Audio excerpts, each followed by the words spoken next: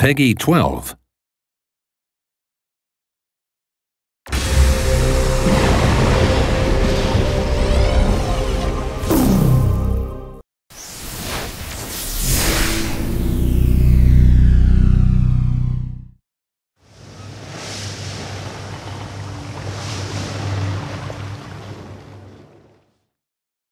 At the beginning of the game, only a few cities are displayed on the chart. You can discover other cities by approaching them with a convoy. The city symbol itself gives an indication of the city's size. It also shows the commodity the city currently needs most. Special events in the city are also displayed on the chart.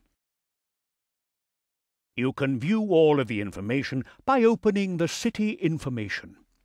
It belongs to the dockyard building, which you already know from the trade window. Even if you cannot enter a city because you have neither warehouse nor convoy there, you can still open the City Information from the marine chart. The City Information tells you everything you need to know about a city. The most important factors are nation, population, the commodities producible in the city, and the city type.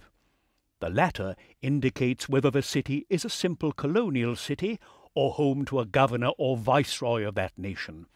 This has implications for the city's size, its defense, and its demands for commodities. The reputation that you have with the city's nation has the following effect. If your reputation is less than 25%, the nation will view you as an enemy.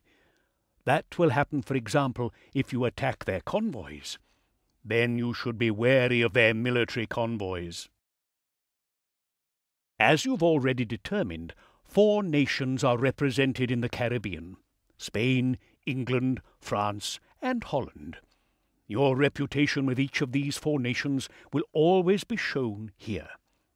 Also shown here is the current relationship of the nations to one another. A nation can either be neutral to all other nations, at war with, or allied to another nation.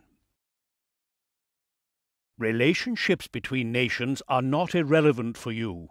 However, they will only play a role when you act for or against a nation and have acquired a letter of marque against a different nation from a viceroy. All that is important at the start is ensuring your reputation in a nation does not fall below 25%, and that the military convoys of nations at war are constantly fighting one another. You can enhance your reputation in a nation only by accepting and fulfilling assignments for an administrator, governor, or viceroy of that nation. These assignments are offered in the city palace, but you need a certain rank to accept them. One more thing about the chart. Each maritime area is associated with a particular power. You can turn the display of this political information on or off at any time. The flag and its intensity shows you which power has the greatest fighting strength here. Normally, cities and maritime regions belong to the same nation, as that nation's military convoys will be patrolling the area. Things become interesting when the city and the maritime region belong to different nations, because then the city might just come under attack.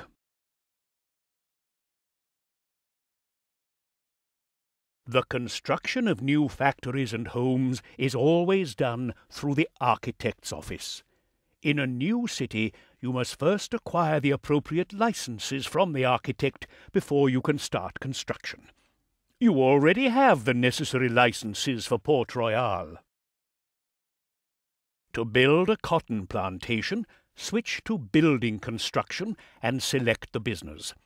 Here you can see which building materials are needed and how much the building materials, construction workers, and the property will cost.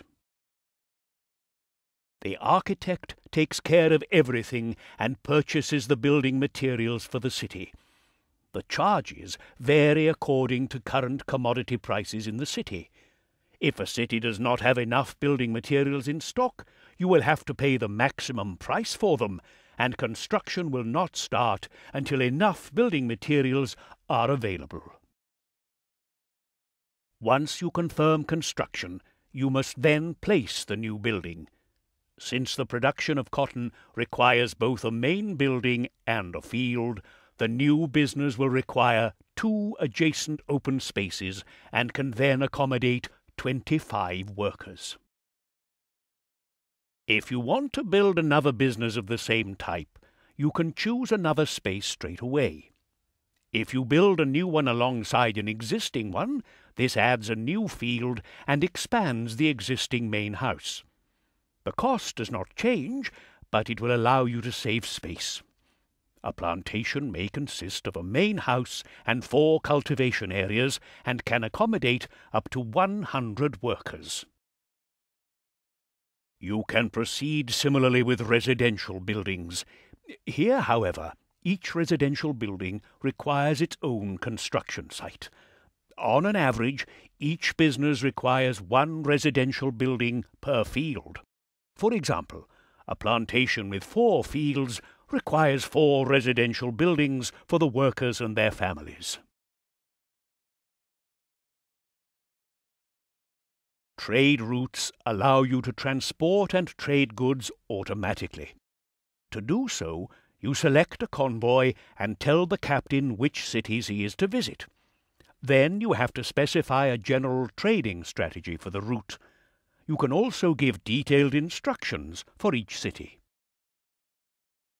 To set up a trade route, you must first select the cities your captain is to visit. To do this, you switch to your convoy's trade route section and select Setup. Then you select the cities one after another. Once the last city has been visited, the convoy returns to the first one on the route.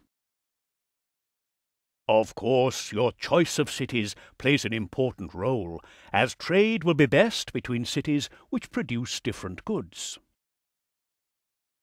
Next, you have to decide on a strategy for the captain to follow. You can select a preset strategy, or you can specify just which goods the captain is to buy, sell, or transfer between warehouses and convoys for each city individually. At the start, you will find the preset strategies work well enough. Even in later stages of the game, they still work well, for your captain always adjusts his actions to suit current conditions. So you need not readjust the route when, for example, a city gets bigger, or if you have increased the production of goods. Once your business grows and you start producing goods in more and more cities, there is another helper you learn to appreciate: the storekeeper.